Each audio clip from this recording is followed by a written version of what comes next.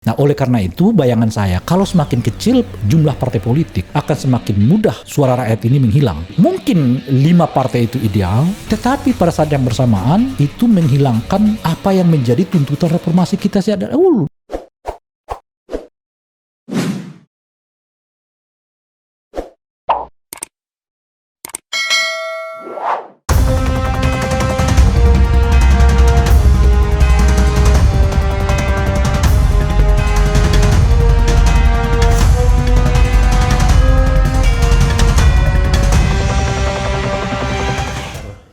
Saya baru bisa di Jakarta. Nyetir mobil bisa? Di Jakarta iya. Di Jakarta iya. Jadi baru waktu sekitar 10 tahun inilah saya baru bisa. Aduh. Jadi peradaban demokrasi bisa tinggi ya kan? Tapi peradaban material itu agak rendah juga.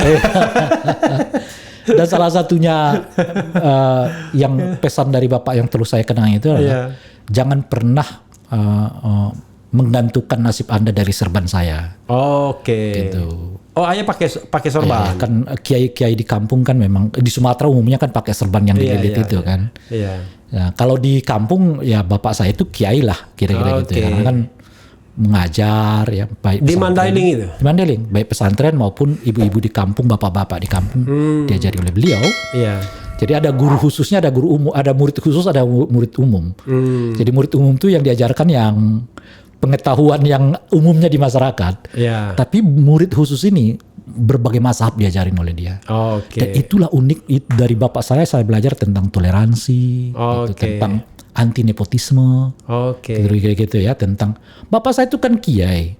Tapi kakak-kakak saya yang perempuan tuh di masa beliau jadi ya istilah sekarang populernya lah sebagai kiai gitu loh kira-kira ya. Itu pakaiannya roknya di atas lutut dan gak ada masalah bagi orang tua saya.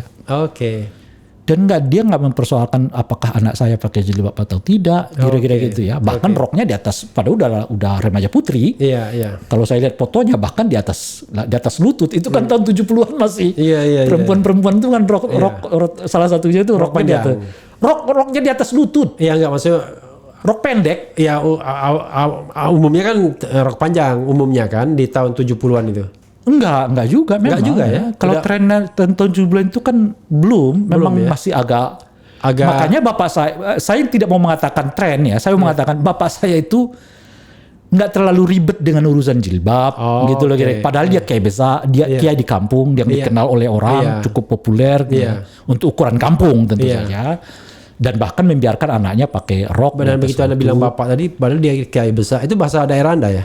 Apanya? Dia kiai besar. Kalau di kampung tuh panggil buya. Nah, kiai besar itu bahasa Palembang, besar itu besar. Kalau di Sumatera kan kiai itu buya ya. Umumnya dipakai buya gitu kan buya ini. Kalau udah buya itu level kiai lah kalau mungkin di Jawa ya. Saya kurang tahu persis gitu. Nah, dari beliau lah saya belajar toleransi ya kan, substansi beragama. Jadi beliau nggak pernah mempersoalkan tentang orang kunut enggak kunut gitu. Jadi jadi dia lihat dulu kalau jamaah ini jamaah kunutan dia kunut. Kalau dia lihat jamaah yang dia ini nggak kunut dia nggak kunut. Kan kira-kira gitu ya. Dan sangat menghargai tradisi bapak saya meskipun dia lulusan Arab Saudi, bahkan lama di Arab Saudi itu gitu ya. Makanya anaknya mau main musik silakan main musik gitu, nggak ada larangan bagi dia gitu. Saya kira basic yang saya pelajari itu ya hampir umumnya datangnya dari bapak saya. Nah ditambahi dengan teori-teori sosialnya lah oleh almarhum Nurholis Majid ya kan. Sedikit banyak tasawufnya saya belajar dari Hamka gitu kan kira-kira gitu ya soal. Jadi kalau tokoh selain ayah siapa yang paling Anda kagumi? Nggak terlalu ini ya. Paling hebat mungkin Hamka. Nurholis. Pak Wakil Presiden pertama kita Hatta. Berarti Anda anti korupsinya itu ya? Lebih bukan dari tapi pilihan hidup sederhananya itu menurut saya. Yang menurut saya sangat respect kepada beliau gitu. Jadi padahal untuk hidup mewah tuh sangat bisa. Dari daerah bapak orang tuanya aja kayak sebetulnya orang berada kan. Karena dia sendiri bisa kuliah di Belanda. Tapi dia tetap memilih tidak untuk saudara memilih. sebagai way of life. Ya, gitu. Jadi itu yang menurut saya kalau ininya sih acuan terbesarnya. Gitu. Oke. Anda kalau musik apa nggak begitu? Oh senang. Saya Alivers. Oke. Jadi saya Alivers itu adalah fans dari Alip Ba Ta, seorang pinjer style yang paling populer di dunia saat ini. Iya, Alip Ba Ta ya. Oh, istilahnya Alivers ya. Alivers. Oh, luar biasa. Saya tiap hari sekarang ini. Tapi Anda bisa main gitar? Enggak sih, enggak. Saya hampir nggak bisa memainkan alat musik manapun. Oke. Tapi kalau diminta, kira-kira kalau Anda mau belajar, saya mau belajar drum. Oh, drum. Nah, saya nggak tahu itu paling. Kalau drum begini saya bisa, tapi dangdut. Oh, oke. Tapi begitu ada drum yang sesungguhnya, saya nggak ngerti mukul yang mana dulu. Tapi kalau ini saya bisa. Oh, yang begitu, yang dangdut itu gendang. Gini Itu saya bukan bisa. drum, itu gendang gitu. Bukan, kalau ini meja ini aja, aku bisa nih ngikutin iramanya. Irama gendang dangdut ya khususnya. Iya. Tapi kalau dikasih alat gendang dangdut itu, saya nggak bisa mainnya. Karena saya mana yang diketuk dulu, kemana yang nggak ketuk. Kalau ini kan saya bebas mana yang saya mau ketuk. Gitu loh kira-kira. Jadi semua jenis musik saya suka. Nah tapi ya karena kita kampung, ya umumnya lebih terasa kalau dangdut. India ya kan. Nah kalau bicara soal India artis tahun 70-an boleh kita bertukar informasi ya kan. Jadi apa? Amitabh Bachchan, Dharmendra, Jitendra, Vinod Khanna, hafal saya. Allahu Akbar. Jadi saya pernah wawancara dengan Babe Ridwan Saidi. Itu ibarat siapa dia bilang? Saya lupa. Ada artis yang saya cek tahun 60-an dia sebutkan. Artis itu dan meninggalnya pun tahun 60-an juga. Ibarat siapa katanya yang kalau nonton dia itu bercucuran air mata kita. Dan itu termasuk bapak saya nggak anti musik. Justru sangat pengagum Umi Kulsum. Jadi bapak saya itu kalau udah pulang dari sekolah ngajar ya, dia istirahat sebentar sambil di belakang sambil dengerin musik Umi Kulsum. Jadi saya lapal lagu-lagu Umi Kulsum itu ya dari bapak saya gitu. Iya, peminat Umi Kulsum yang sangat kuat. Dan kalau di Indonesia pemusiknya itu yang sangat kuat disenangi oleh itu namanya Orkes Melayu Al Suraya. Nah pimpinan Ahmad Baki. Wah itu populer tahun 70 orang ini. Sampai ke Malaysia, Brunei, Singapura tuh sangat terkenal. Bukan boneka India. Hanya ada nyanyinya boneka India. Ini musik Islami. Enggak, maksudnya Islami. Nah, yang menulis lagu Panggilan Ka'bah. Nah itu beliau. Ya kan Bila Israel datang memanggil. Itu Ahmad Baki itu. Allahu Akbar. Iya. Kalau itu menyerah saya. Tapi saya tahu lagunya. Bila Israel datang memanggil seluruh badan akan menggigil. Itu Ahmad Baki. Dia punya grup musik namanya El Suraya. El Suraya penyanyi-penyanyinya banyak. Asmidar Darwis. Seingat saya ada dulu namanya Jamila atau apa itu. Tapi pikir Anda setuju suka yang dangdut Arab-Araban itu? Yang kalau Ahmad Baki ini dia lagu yang boneka cantik. Siapa itu lagunya itu? Penyanyinya itu Elia Kada. Elia Kada, almarhumah kemarin baru meninggal. Iya. Bukan Elia Kada. Bayangan saya Anda sukanya Elia Kadam. Saya musik pertama-tama dengar musik ya dari situ, dari kegemaran Umi Kulsum, bapak saya, ibu saya juga ikut-ikutan El Suraya gitu kan. Nah itu bapak saya. Jadi kalau misalnya Anda sekarang ini anggap aja masih muda gitu, 20-an tahun gitu, dan Anda pengen sekali bertemu dengan artis perempuan masa kini, anggap aja Anda masih 20-an tahun, siapa? Prototipenya siapa? Mau ketemu siapa? Pusing ya.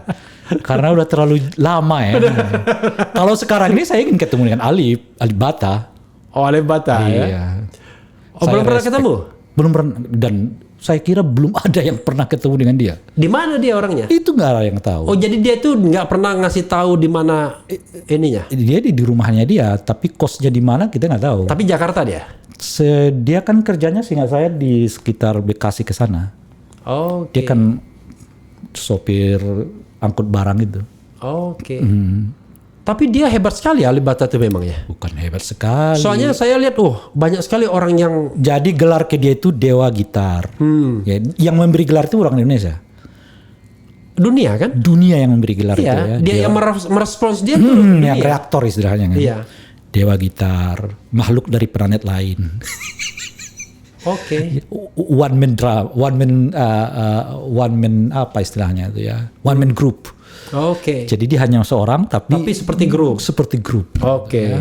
Banyak sekali julukan yang justru julukan itu datangnya dari pengagum dia dari luar negeri. Luar negeri. Gitu, yang tidak sembarangan. Dan ternyata yang video yang mereaksi dia tuh juga banyak ditonton orang. Banyak ditonton. Jangankan sekarang. Jadi yang mereaktor dia, mereaksi dia, disusun lagi jadi kumpulan reaktor, itu pun ditonton orang dengan ratusan ribu. Coba Anda bayangkan itu. Iya. Jadi kan dia reaktor yang mereaksi itu ditonton banyak orang. Iya.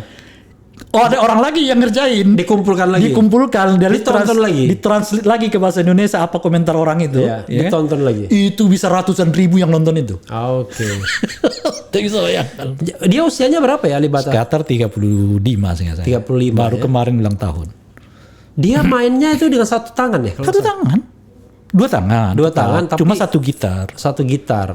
Dan bukan gitar dua kepala itu bukan ya? Bukan. Satu gitar dia. Dan satu gitar itu gitar juga yang tidak mahal. Oke. Yang bisa terjangkau oleh Anda, bahkan mungkin bisa membeli gitar yang lebih mahal dari itu. Iya. Tapi nggak bisa mainkannya. Bukan saya tidak bisa. Saya kira kelebihan Alip itu bukan soal main tapi dia bisa mengubah satu lagu itu dengan gaya dia yang susah menirunya gitu.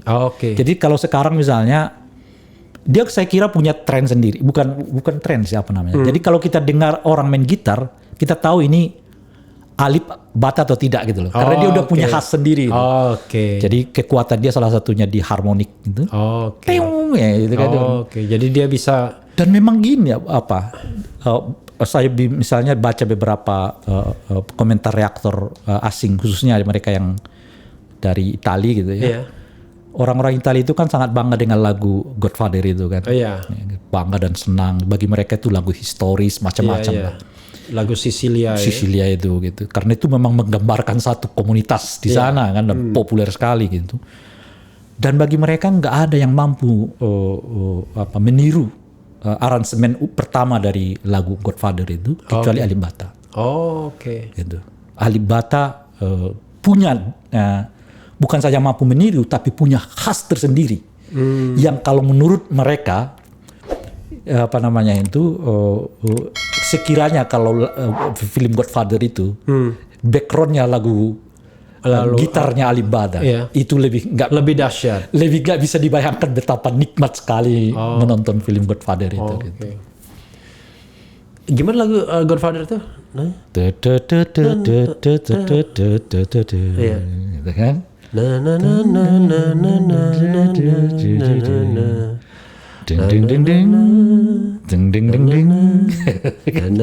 Ada di tengah itu dirubah sama Alip sedikit. Di atas, waduh, itu nggak bisa lo dapatkan tuh kecuali dari Alip Bata gitu.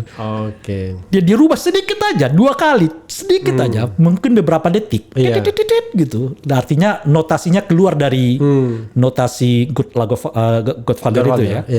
Dan itu notasi dia sendiri yang dibuat sendiri oleh Bata. Tapi itu justru yang mewahnya. Gitu. Coba Anda nanti cek lagi dengan.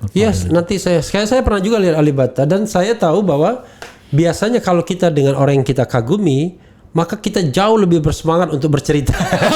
Itu satu. Dibandingkan apa yang kita pikirkan. Yang kedua, saya lagi-lagi kekaguman saya tetap di bawah kebebasan berpikir saya ya. Oleh karena itu saya tidak ingin melebih-lebihkan sesuatu. Ya kan? Yang kedua, kalau saya udah kagum ke dia, itu memang dia luar biasa. Sama seperti saya kagumnya kepada Rhoma Irama, jangan lupa loh ya. Jangan salah, waktu saya kecil orang hanya taunya Rhoma Irama. Namanya bukan Rhoma Irama, karena tapi Oma Irama. Cuma karena pertanyaan Anda tadi, siapa yang Anda ingin temui, yang saya belum temui adalah Alip Bata. Kalau Rhoma Irama saya sudah pernah ketemu. Itu soalnya. Jadi dan sering kita ketemu Rhoma Irama. Saya baru sekali sehingga saya. Baru sekali.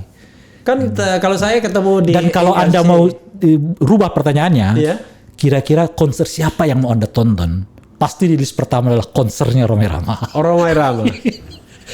Saya konser Rhoma Irama, Iwan Fals yang kedua.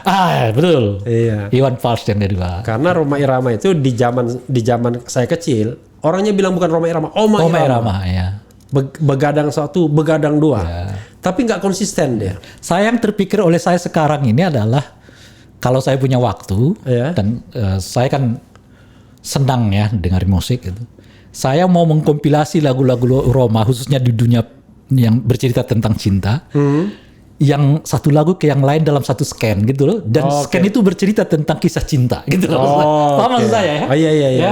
Misalnya lagu dia tentang yang manis, siapa yang punya, itu satu cerita sendiri. Nah, kan itu ada ceritanya lah kita buat ya. Nah lagu yang lain juga begitu. Tapi dirangkum satu scan itu dengan lagunya dia, tapi itu satu cerita yang utuh juga tentang cinta. Gitu, kira-kira. Waktu saya kecil tuh ini lagu dia rasanya ya. Mau kemana adik yang manis? Jalan sendiri tiada berkawan. Nah, itu lagu dia juga kan? Kalau nggak salah sama Elvis Sukaisi atau sama yang lain ya? Sama yang lain kayaknya ya. Beliau ini kan banyak ini ya. Kan. Tapi saya bilang di begadang 1 sama begadang 2 dia nggak konsisten. Di begadang 1 dia bilang begadang jangan begadang. Nah, dia kan. Tapi begitu begadang 2, dia bilang lebih baik kita begadang daripada nggak ada uang. Jadi ada inkonsistensi ya. Tapi yang menarik dari Rhoma Irama itu, dia menceritakan sebetulnya kan kalau kita mau mengkajinya dari aspek sosiologis, kita sangat mengerti situasi orang di tahun 70-an, 80-an seperti apa gitu loh. Dari lagu-lagunya Rhoma Irama. Jadi misalnya anak-anak muda tahun 98 70-an itu cara bercintanya ya begitu. Malu-malu ya kan.